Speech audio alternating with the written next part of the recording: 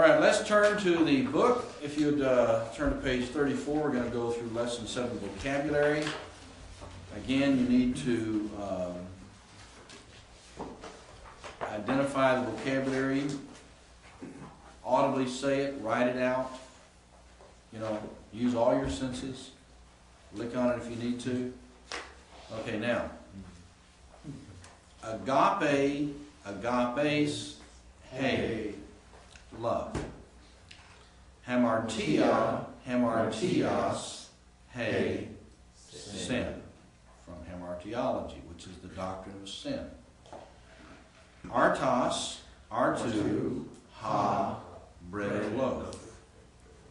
Autos, aute, alta, he, she, or it.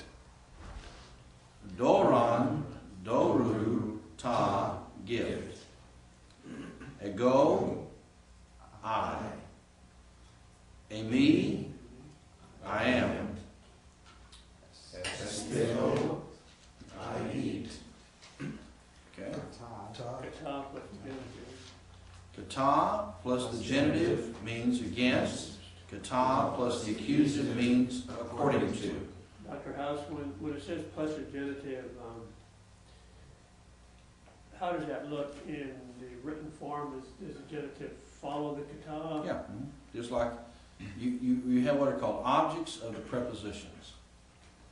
So any preposition with a case, that case is the object of that preposition. Whether it be the genitive case, the dative case, the accusative case, it's the object of the preposition. The preposition will precede the noun or adjective that it's going with.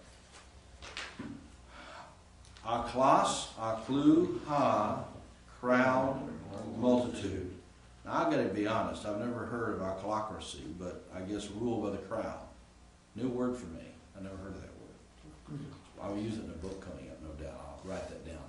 And the aclocracy was, ployon, ployu, ta, boat. Su, you. Sozo means to save. Supe, suitcase, hey, soul, or life, which we get the word psycho. You've seen the movie. So, sort of odd, isn't it? I think of cycle not meaning just life or soul. It's where you get the word psychology, though, the study of the soul. Even for psychologists who don't believe you have one. Okay. Now we move into the question of what there. You have things that are called proclitics and you have things that are called enclitics. And let's look at the enclitics first. Enclitics are words that are so closely related to the preceding words that they often require no accent of their own. That is, the preceding word has the accent rather than the word itself. That means that the preceding word and the word that follows, so closely related, are pronounced fairly closely together. Okay? It's like one word. Remember that proclitics were similarly related to the words that follow them.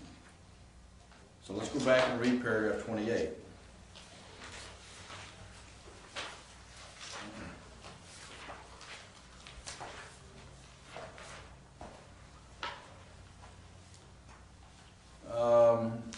I guess that means paragraph 2. Yeah, paragraph 28.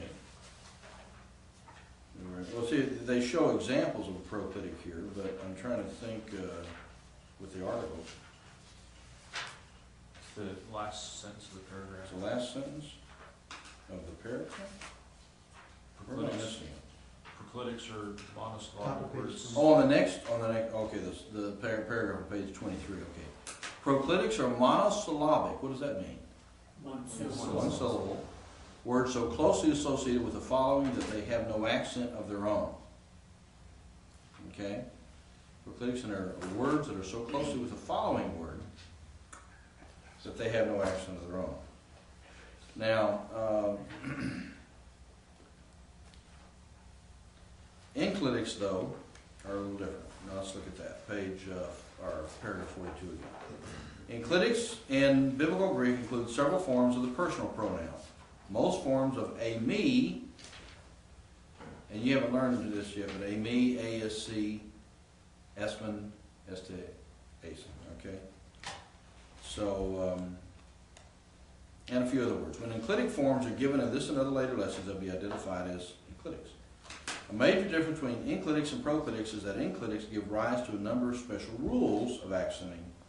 Due to the complexity, the best way to familiarize yourself with enclitic accenting is through reading Greek text and seeing them in application. That is, you'll see them enough, you won't worry about it. You know what I think about accents? I don't spend a lot of time on them. The reason why is because they weren't in the original manuscripts anyway. If you were to look at the actual manuscripts that go from the 2nd, 3rd, and 4th centuries and so forth, you find out those original ones were all capital letters, no word separation, and no accents. Now, that's not to say that people didn't use accents and they were speaking. They surely did. But they didn't write them out. For the same reason that we use accentuation all the time. We emphasize syllables constantly. But who writes it out when you write it out? Very seldom, right? You do something like that. Greeks didn't either. It's, if you'll follow your Greek text and just see what it says, I was going to see if I see a quick one here. But if you follow the Greek, you'll just simply say it the way the Greek has it. Let's try to look for an enclitic here.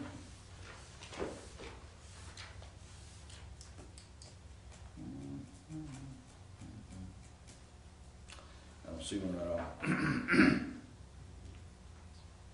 The word preceding an enclitic is affected in the following ways. 1. An acute accent on the ultima may remain.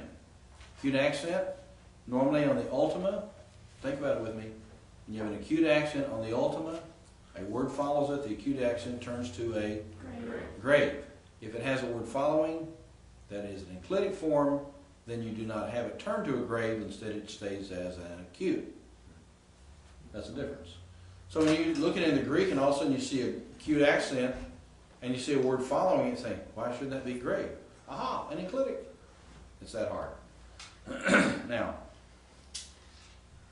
so the example here, hey, adelphe mu. Notice mu does not have an accent because the accent actually is on the ultima and the word following is an enclitic.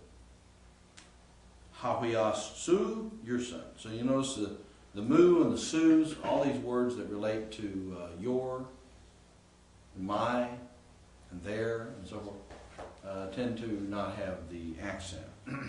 A word with an acute accent on the antepenult, where's that? The 3rd syllable N. By the way, these becomes important issues in Hebrew when you start getting the Hebrew syllabification. Certain things happen as you move in on syllables.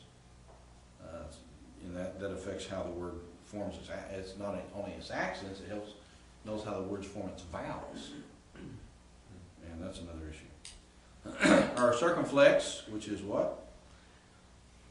Got a little sound like that, like a tent, so to speak. On the penult, which is the 2nd syllable in from the end, okay. And it might not be the middle if you only had 2 syllables. I thought about that. Yeah. Okay. Receives an additional acute accent on the ultima. For example, ha angelos su. See that? Angelos. What happened? Double accent. Notice the accent in nouns will tend to move toward the end, whereas accents on verbs tend to be recessive and move to the beginning. You know that? Nouns tend to be toward the end, verbs are recessive, tend to be toward the beginning. That is, if they move, they try to move one way or the other. And here you have angelos, which is third syllable in, because you have a short ultima, os. You with me? The alpha at the beginning of angelos gets gets the accent because the ultima is short. If the ultima goes too long, then what happens to the accent? Moves to the penult, yes. And so if an accent were on the ultima and it's short, it might have an acute, whereas if it goes too long, it might turn to Grave or circumflex. circumflex. Yeah, it could be a grave yet a word follows it, yeah. If a word follows it. If a word follows it. That's when it turns, an accent's acute turns to a grave if a word follows the accent. That's how the accent rules work. Look in your Greek text, any of your lessons. If you have an accent on the ultima, the end syllable, if there's a word following, it's going to change to a grave accent from an acute. Yeah, A no. word that's connected or within a sentence? I mean, No, if a word immediately, contiguously, right next to it follows, mhm. then the ultima with the accent that's acute will change to an accent that's grave. But if it's at the end of a sentence, like a new Now, sentence. at the end of a sentence, it's a different issue because you don't have a word that immediately follows it because you have punctuation intervening.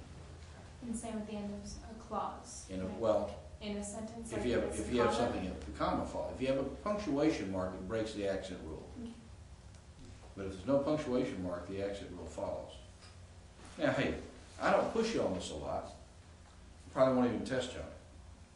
Because, quite honestly, what I want you to learn about accents is just sort of pay attention to them. You'll sort of notice them as you go. If you know where to emphasize the syllable, that's my main concern.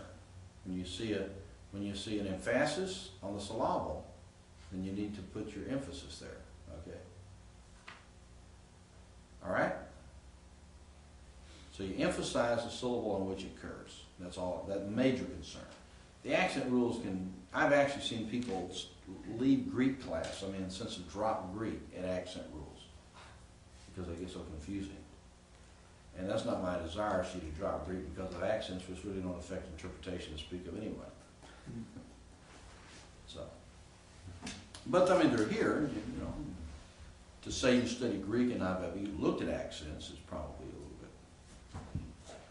appropriate. But look at the next one. So, angelos then has the accent on the ultima. Why? Because su is an enclitic.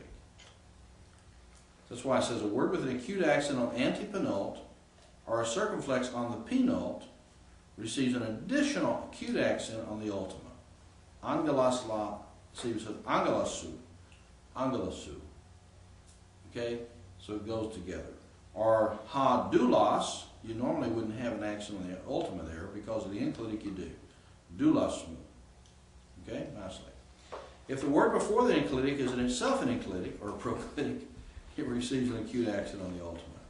Erga su, notice su is normally not going to have an accent. Do you know that? From what we said. It's an enclitic. But it's followed by an ame verb, which is itself an enclitic, so you get an enclitic followed by an enclitic. And so now the enclitic that normally wouldn't have an accent because it's followed by an enclitic takes an accent. Just memorize all this in word. Quite honestly, I really don't care that much. Just notice it. Joking with you on it, I don't need to memorize it. Just notice it. If you wonder why it's happening. The enclitic itself will be accented in the following circumstances then. An enclitic of two syllables retains its accent when it follows a word having an acute on the penult. For example, ha artos estin, there's your ame enclitic. Hagios. So there you have a enclitic with a word like hagios, which is the penult actually. No, excuse me, antepenult. No, it follows a word. It's Oh, I see, the Artos. artos. Well, that's, oh yeah, okay, that's what it is. Which is penult. Good. An enclitic receives an acute on the ultima when it's emphatic, such as in contrast with the beginning of a sentence or clause, lego, tame, aletheon, ame, and there's your ame form again. All the ame forms are enclitics. Gar prophetes. I speak the truth, for I am a prophet. But see, the thing is, the ame in itself means I am. Normally you'd have ego, ame, if you want to say I myself am. He's saying that if you have an enclitic with ame, then you're saying that it's an emphasis.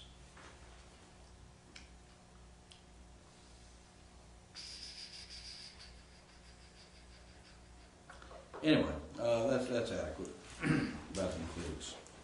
Again, I'm not gonna really test you on those, just pay attention to it. Which is not to say you shouldn't try to do them when you're doing your exercises, try to figure out how to do them. But it's not a major problem. See, the thing is, you're gonna be reading an edited Greek text anyway. I doubt a very few of you are gonna pick up ancient manuscripts and read them.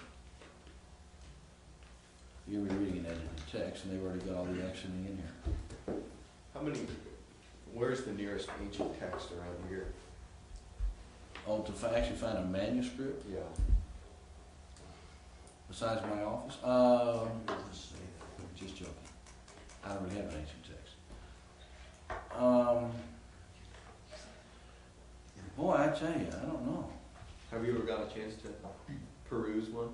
I've not really actually handled, they wouldn't let you handle, I'm sure, an ancient manuscript. I have worked in some of the Oxyrhynchus papyri, as they're called, were found in Egypt. I've actually had a piece of that in my hand, but it was actually, it's not a piece of the New Testament though. So I've had some papyrus in an enclosed case, very thick, to work through and play with. That was fun. But I've never had an actual, have I ever seen something like that? I mean, I've got in my office photocopies and books of all these things, but I haven't had, you have to, you could go to the University of Michigan, I'm sure they have some. They have Ephesians there. Huh? They have an old copy of Ephesians. I don't Yeah, remember how old. University of Michigan, I know they have some manuscripts. Matter of fact, the problem that you may not realize is that in universities throughout this world, there are cellars, so to speak, where you have lots and lots of manuscripts that have never even been looked at yet. We don't know what we have here because you don't have enough people working on that level of research to go spend the time to work on it. I'm still trying to learn the accent rules. Mhm. You know what I'm saying? The point is, we may even have outstanding manuscripts of the Hebrew or Christian scriptures, Hmm.